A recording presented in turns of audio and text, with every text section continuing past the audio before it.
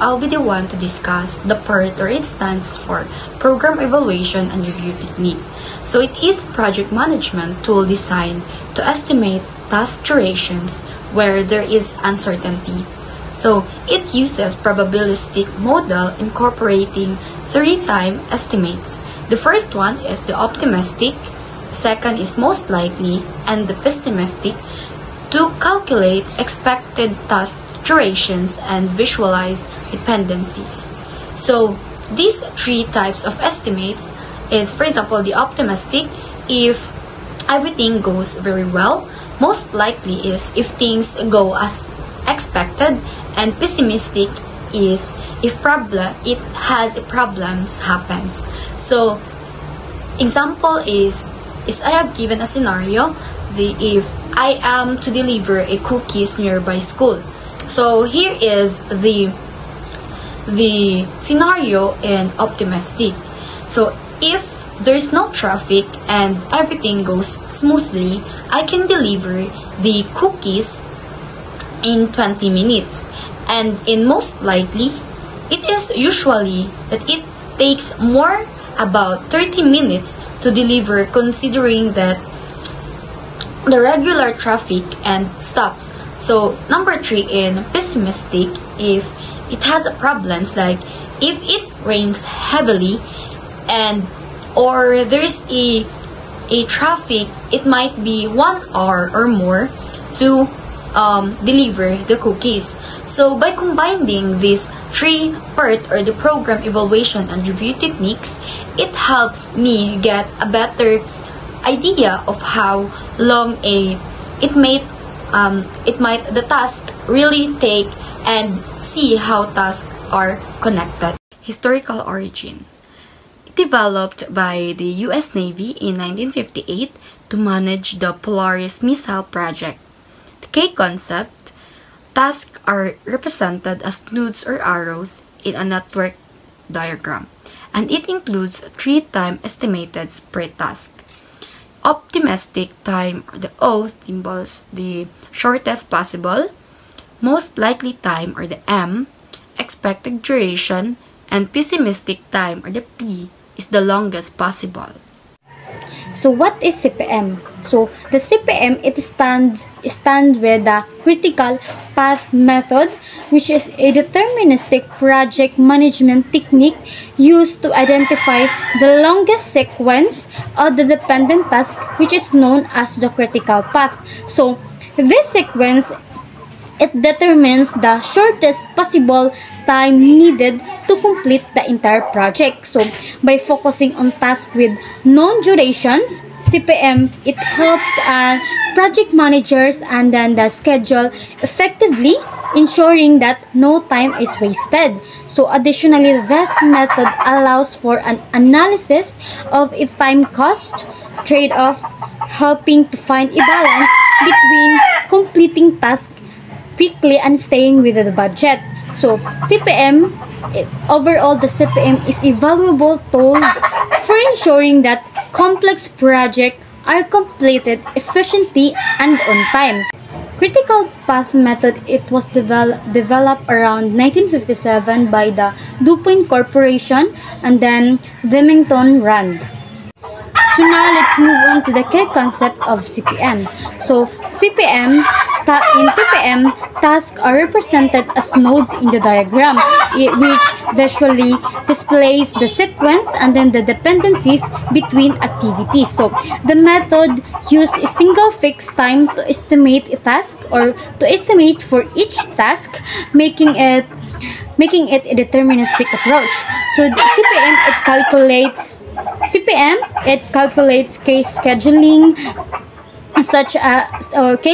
scheduling values such as the earliest start, the earliest finish, the latest start, and then the latest finish times. So these are determined through the forward and then the backward passes across the project network. So another important concept is the slack or float. So it refers to the amount of time a non-critical task can be delayed without affecting the overall project completion date. So identifying slacks, it helps project managers prioritize tasks, and then it allocate resources more effectively. CPM also incorporates crushing and fast tracking technique.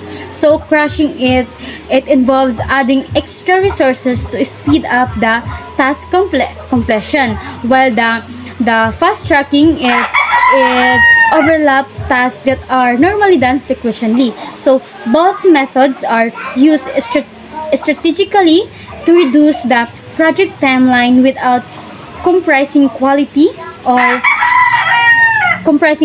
or scope. So here are the simple explanations of the steps to create a PERT chart. So first is to calculate time estimate for each activities. So for every task, use 3 guesses, which is the optimistics, the shortest time, the most likely, the normal time, and the pessimistics, the longest time. Then calculate the average time using the formula as you can see on the screen, the optimistics plus 4 times most likely plus pessimistics divide 6. Then the second steps is to identify the critical path. So this is the longest chain of tasks. It shows the shortest time the whole project can take. And then the third steps is to calculate standard deviations and variance for the critical activities. So this helps us understand how much the task times might change. Then the last steps is to find the probability that the project will be completed. So use the critical path, total time, and standard deviations to find the probability of meeting a deadline using normal distributions. And you can use a z-score or table for this. Next is the steps to create a critical path method chart. So first is list all the project activities. So you need to begin by identifying every task required to complete the project. Each task should have a unique identifiers and a description.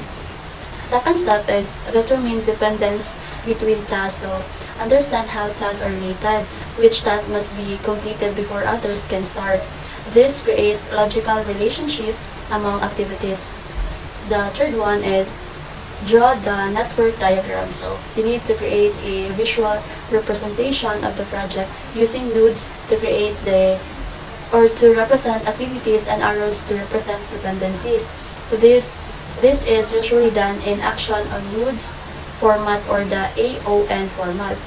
Fourth step is estimate fixed duration for each activity. So in critical path method, you need to assign a specific duration to each task based on available data. Unlike PERT, CPM uses single fixed duration for activities. And the step 5 is the forward pass. So earliest start and finish times. Move from the start of the project to the end to calculate the earliest start or the ES and the earliest finish, which is the EF for each task. So the formula of earliest finish equals the earliest start plus duration. For the dependence task, ES or the earliest task equals EF of the predecessors. 6 is backward pass. So latest start and finish times. You need to move from the end of the project to begin to calculate the latest finish and the latest start time. So the formula is latest start equals latest finish minus duration. For the dependence task, latest finish equals latest start of the successors. 7 is the calculate float or the slack. Float is the amount of the time a task can be delayed without affecting the project completion date. So the formula of float is equal to latest start equals earliest start or the latest finish equals earliest finish. So tasks with zero float are on the critical path. step 8 is identify the critical path. So the critical path is the longest path through the network with zero float. These are the tasks that cannot be delayed without delaying the project. The last step, or the step 9, applies time compression techniques if needed. So crashing is add extra resources to reduce the duration of critical tasks, and the fast tracking is perform some tasks in parallel that were originally scheduled sequentially. So here are the advantages and disadvantages of PERT. So first is to handle uncertainty well with probabilistic time estimates. So good for uncertainty projects. It works well when you are not sure how long things will take. And then the second one is encourages thorough project planning and risk awareness. So helps plan carefully. It makes you think ahead and spot possible risk early. Then the third is useful in complex or high uncertainty projects. So great for big and tricky projects. It's useful when there are many steps or unknowns. And then the disadvantages of PERT is first, the complex to develop and update. So it can be complicated. Making and updating that charts takes time and effort. And then the second one is time estimates can be subjective. The estimates may not be accurate, and also the time guesses can be based on opinions, not facts. And then the last one of disadvantages of PERT is focuses on time, not cost or resources directly. So only looks at time. It doesn't focus on how much it costs or what resources are needed. Next is the advantages and disadvantages of CPM, or the critical path method. So first advantages is clear scheduling. So CPM provides a clear visual project schedule with a focus on critical activities. Second is identifies flexibility. CPM shows which tasks can be delayed because CPM have float without affecting the overall project deadline. Next is the time cost optimization. So CPM enables analysis of trade-offs between time and cost using techniques like crashing. Disadvantages of critical path method, or the CPM. So first is it requires accurate estimates. So CPM relies on fixed, accurate activity duration. Any error in estimates can affect the entire plan.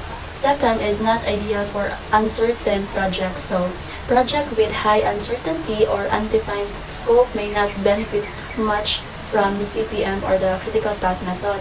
Third is can be rigid.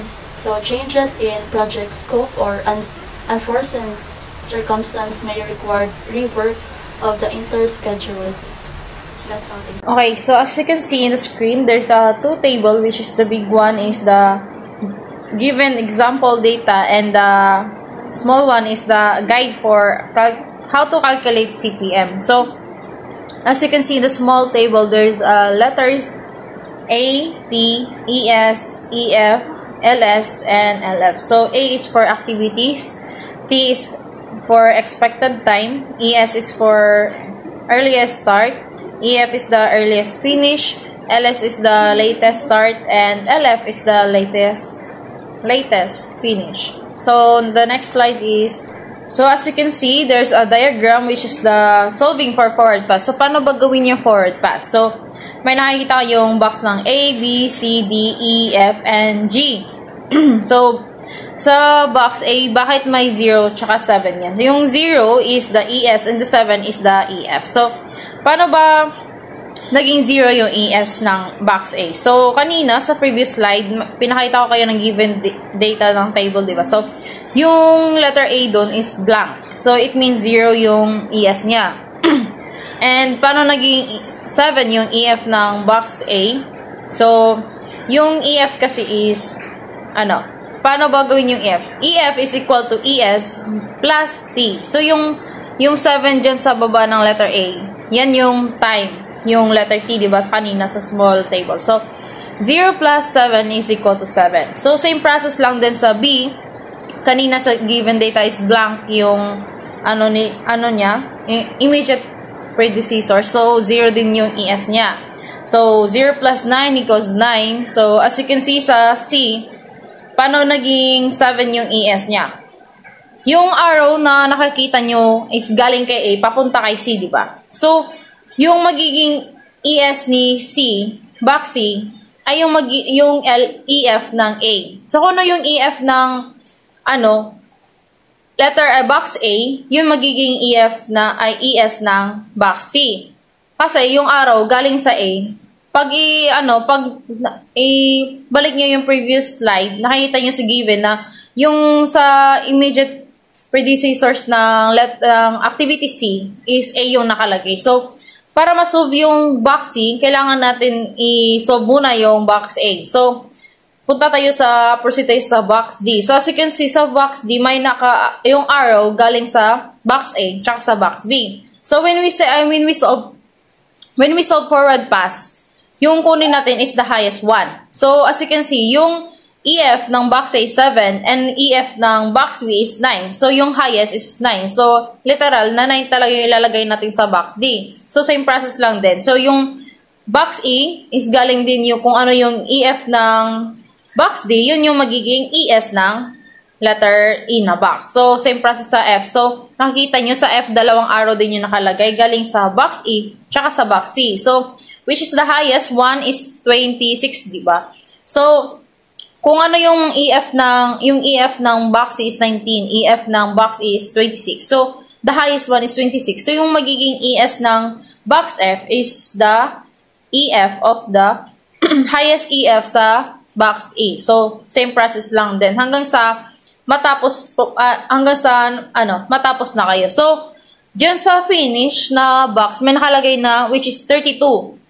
So, kanina, di ba, sinabi ko, pag ginawa yung forward pass, yung highest one yung kukunin nyo. So, yung EF ng box F at G is naka-arrow sa finish. So, yung G is 31, yung F is 32. So, the highest one is 32. Kaya 32 yung nakalagay sa sa box na finish. Okay, the next one is the backward pass. So, when we say backward pass, magsisimula tayo dun sa finish.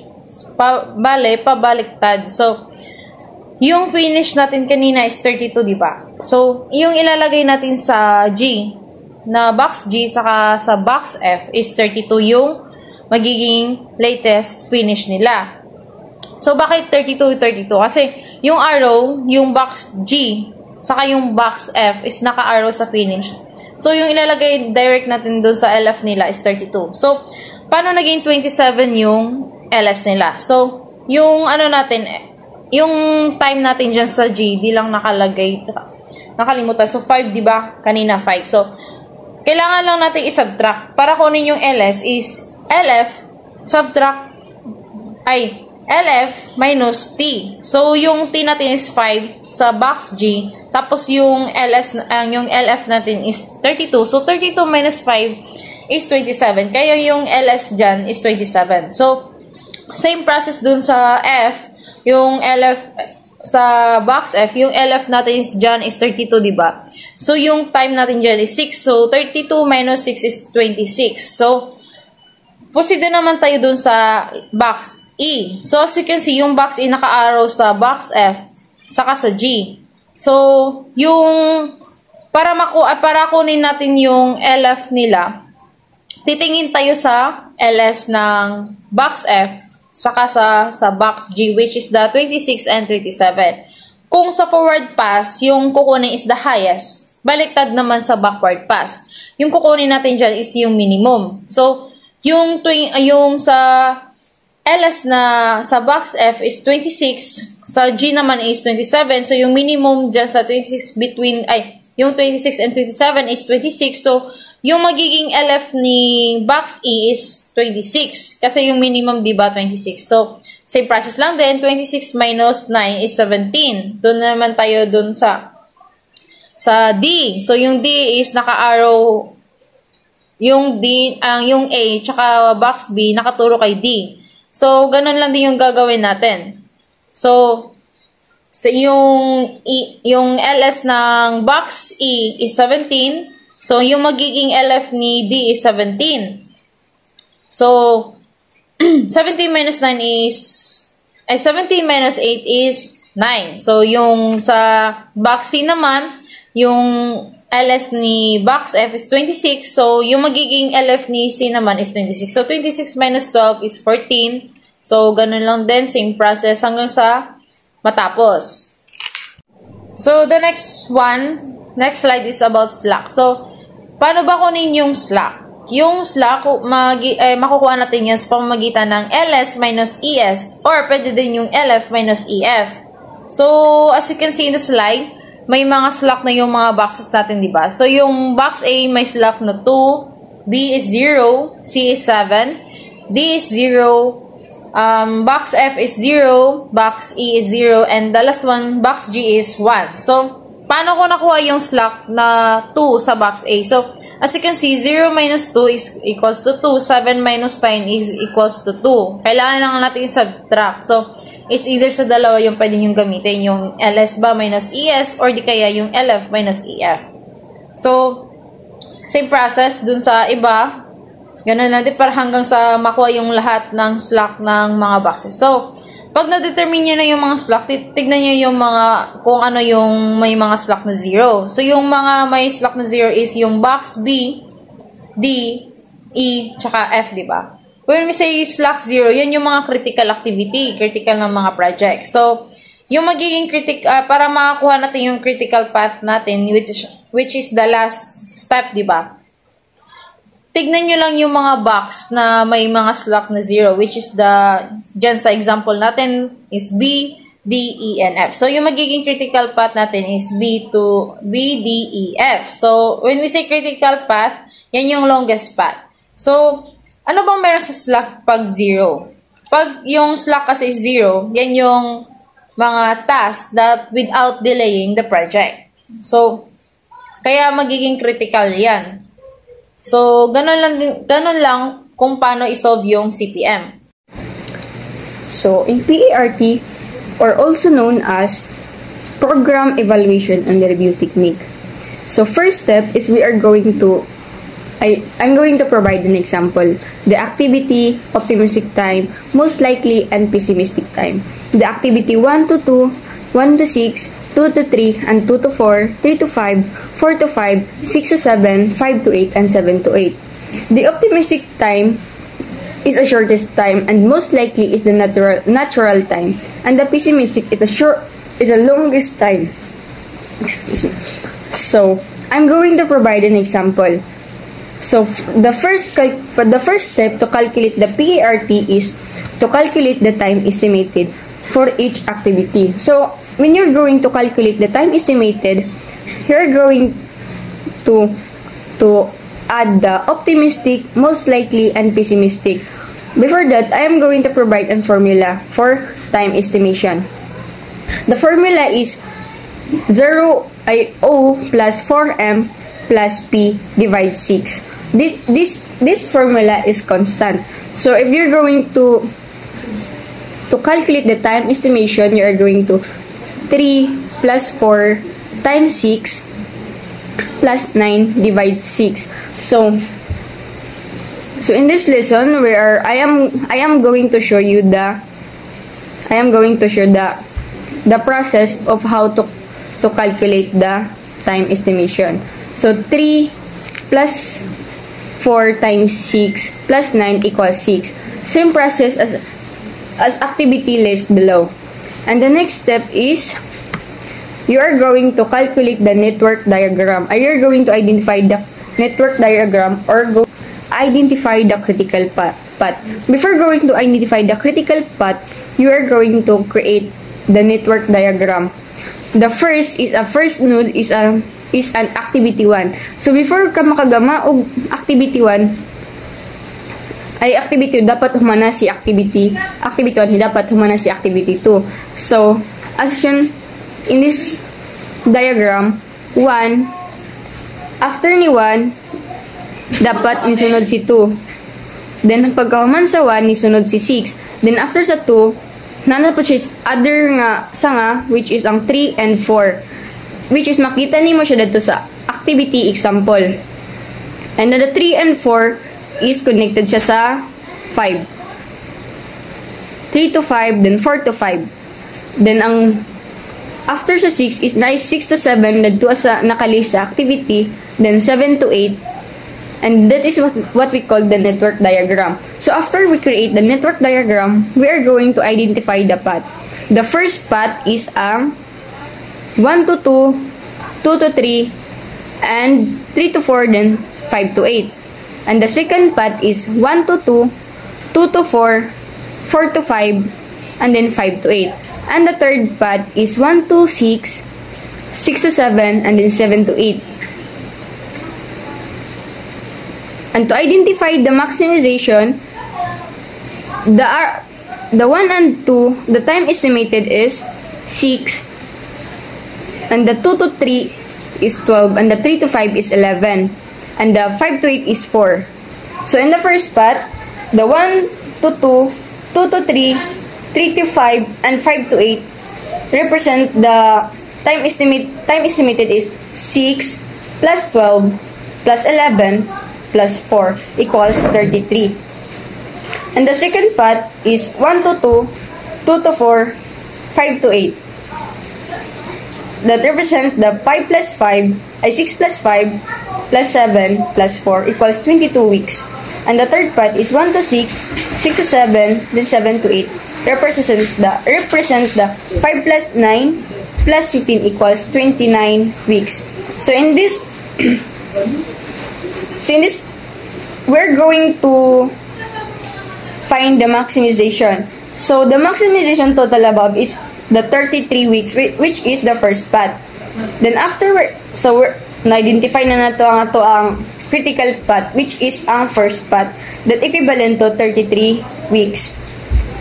And then third step is we are going to calculate standard deviation and variance for the critical activities. So first, we are going to calculate the range. To calculate the range, we are going to TP minus TO. The TP represent the pessimistic time and the TO the optimistic time. So in a critical path, we're using the 1 to 2, 2 to 3, 3 to 5, then 5 to 8. So stand for their time optimistic, time most likely, and their time pessimistic. So to identify the range, TP minus TO. Then 9 minus equal to 9 minus 3 equals 6. And then the next activity is 2 to 3, which is 18 minus 6 equals 12.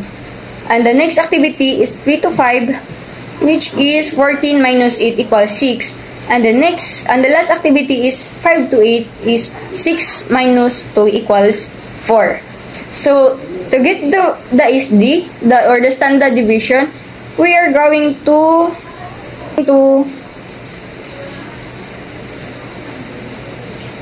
divide the range, divide 6.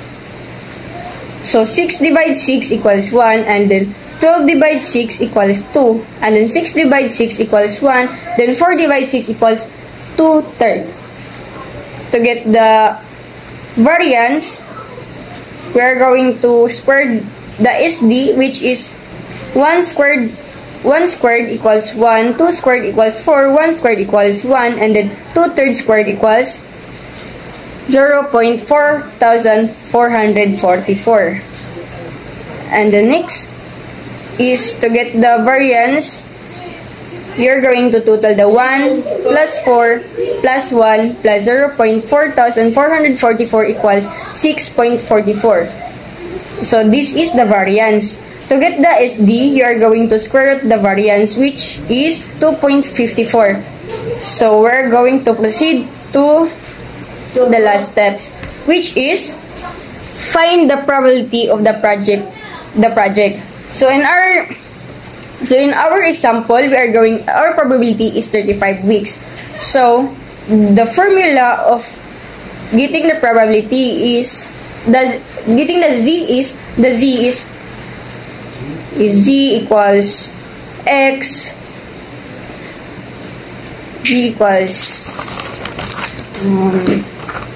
Z equals X minus mu divide standard deviation. So our X equivalent to probability, which is ang 35 weeks.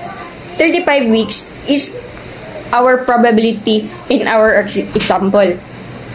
And our mu is 33 weeks, which is our first critical path that is the maximization, and our standard deviation is 2.54.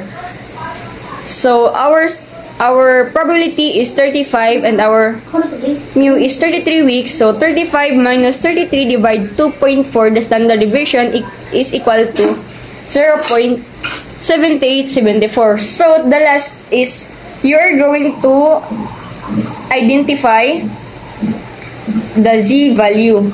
The 0.7823 is equivalent to 0.7874 is equivalent to 78.7823 in z table, which is the probability of the project by 35 weeks is 78.23%. Since you are able to identify how to identify the z value, the process of how to identify the z value. So that's all for the PERT or Program Evaluation and Review Technique.